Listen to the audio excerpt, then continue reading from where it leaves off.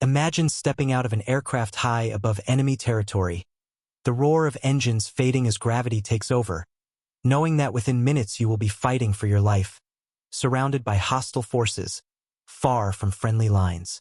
Imagine doing this not with the latest technology or overwhelming firepower, but armed with confidence, nerve, and something utterly unexpected. An umbrella. This is the true story of Major Digby Tatham-Warter, one of the most extraordinary and unconventional heroes of the Second World War, a man whose courage, eccentricity, and leadership would become legend during one of the most daring operations ever attempted.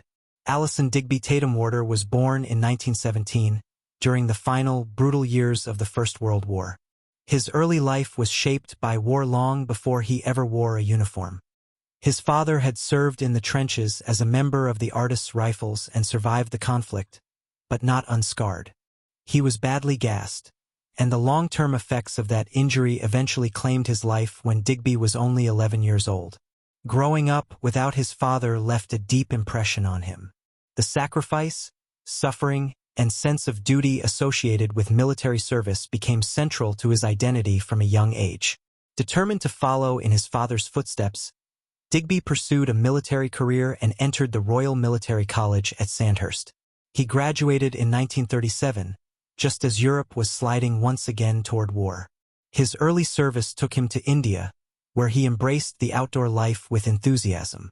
He became an avid hunter, particularly fond of tiger hunting and pig sticking, activities that demanded patience, boldness, and quick decision-making. These experiences helped shape his character, reinforcing his calmness under pressure and his taste for risk. Despite the relative comfort of service abroad, Digby was restless. War had erupted in Europe, and he wanted to be at the center of it. He volunteered for the newly formed Airborne Forces, an elite and experimental branch of the British Army that required exceptional physical fitness and mental toughness. This decision would define his place in history. By 1944, Digby was a major and commander of a company 2nd Battalion Parachute Regiment. At just 27 years old, he was already known for his unconventional methods and charismatic leadership. He inspired loyalty through example rather than strict discipline. His men trusted him because he shared their risks and faced danger with an almost casual confidence. Stories circulated about his audacity, including one occasion when he persuaded an American Dakota pilot to fly a group of officers from their base in Lincolnshire to London so they could attend a party at the Ritz. It was bold, cheeky, and completely in character.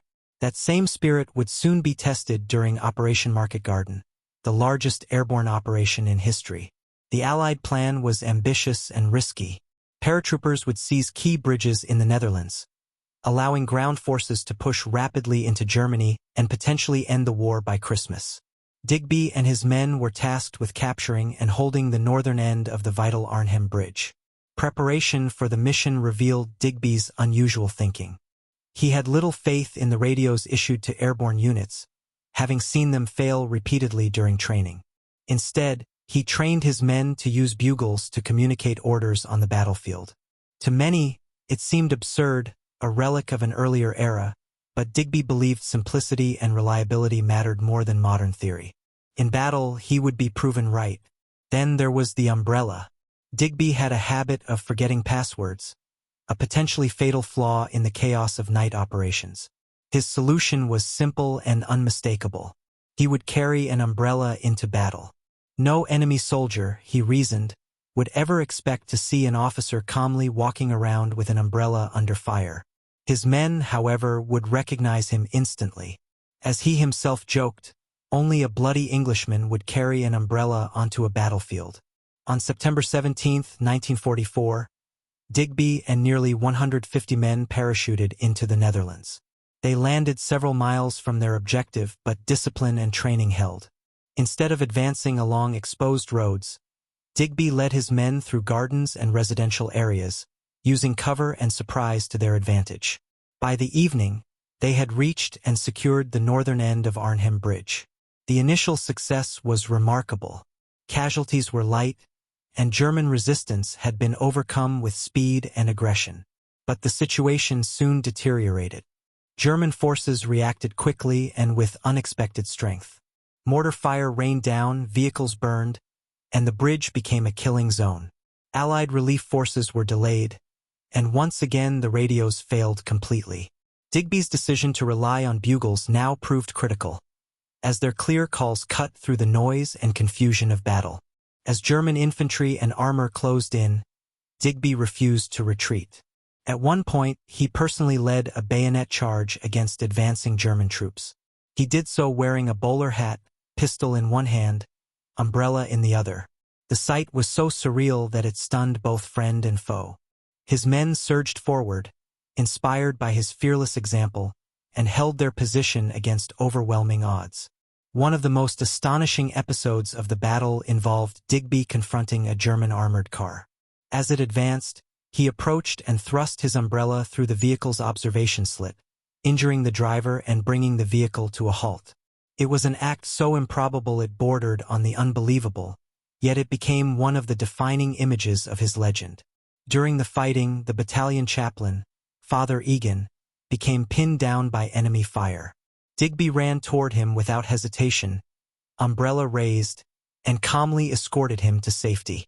When questioned later about the usefulness of an umbrella in combat, Digby replied with dry humor, asking what they would do if it started to rain. His composure under fire lifted morale at a time when exhaustion and fear threatened to overwhelm the defenders. For 4 days, Digby and his men held on at Arnhem Bridge, isolated, short of ammunition, and under constant attack. Eventually, there was nothing left to do. With supplies exhausted and no relief in sight, Digby sent a final message. Out of ammunition, God save the king. He was wounded and captured, taken to a German-run hospital. Even in captivity, Digby refused to accept defeat. When the opportunity arose, he escaped through a window along with his second-in-command, Captain Tony Frank. They hid in a farmhouse and eventually made contact with the Dutch resistance, who sheltered them and provided new identities. Digby became Peter Jansen, a deaf-mute lawyer's son from The Hague. Disguised in civilian clothes and armed with forged papers, he moved freely through German-occupied territory on a bicycle. Remarkably, he continued to assist Allied efforts while in hiding. He helped organize supply drops, supported other escaped soldiers, and even once helped push a German staff car out of a ditch without being detected. His ability to blend in and his sheer audacity kept him alive where many others would have been caught. Eventually, plans were made for a mass escape known as Operation Pegasus. Under cover of darkness, Digby and over 100 other soldiers crossed the Rhine and returned to Allied lines. The operation was a success, and Digby's leadership and determination were recognized with the award of the Distinguished Service Order. After the war, Digby served briefly in Palestine and Kenya before retiring from the army. In Kenya, he became a pioneer of photographic safaris, encouraging people to capture wildlife with cameras rather than rifles.